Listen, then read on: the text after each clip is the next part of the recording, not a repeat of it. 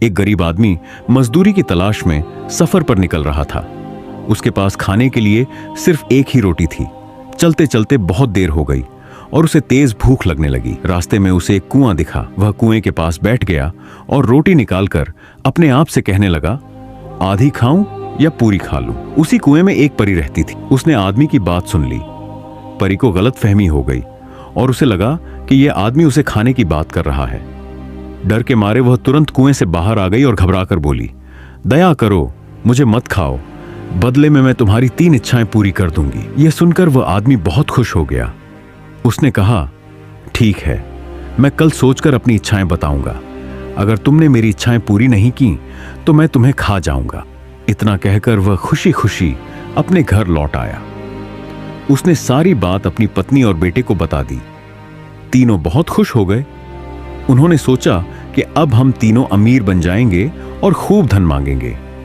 अगले दिन वे तीनों कुएं के पास पहुंचे। रास्ते में उसकी पत्नी बोली, तुम दोनों सोना चांदी मांग लेना, लेकिन पहले मेरी एक इच्छा पूरी होने दो। कुछ देर बाद परी कुएं से बाहर आई। तभी वह औरत बोली, मुझे दुनिया की सबसे सुंदर औरत बना दो। परी ने हाथ घुमाया और पल भर में वह औरत बहुत ही सुंदर और जवान बन गई। उसी समय वहां से एक राजकुमार गुजर रहा था। उसने उस सुंदर औरत को देखा और हैरान रह गया।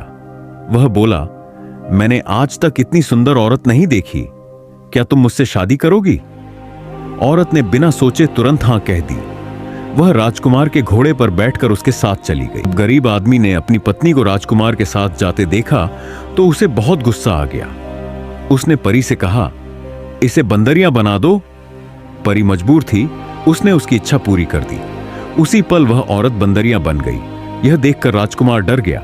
उसने बंदरियां को घोड़े से नीचे धकेल दिया और वहां से भाग गया। बंदरियां रोती हुई अपने बेटे के पास आई और बोली, बेटा, अब आखिरी इच्छा तुम मांगो और मुझे फिर से पहले जैसा बना दो। बेटे ने परी से कहा, मेरी मां को उसकी असली हालत में वापस कर दो।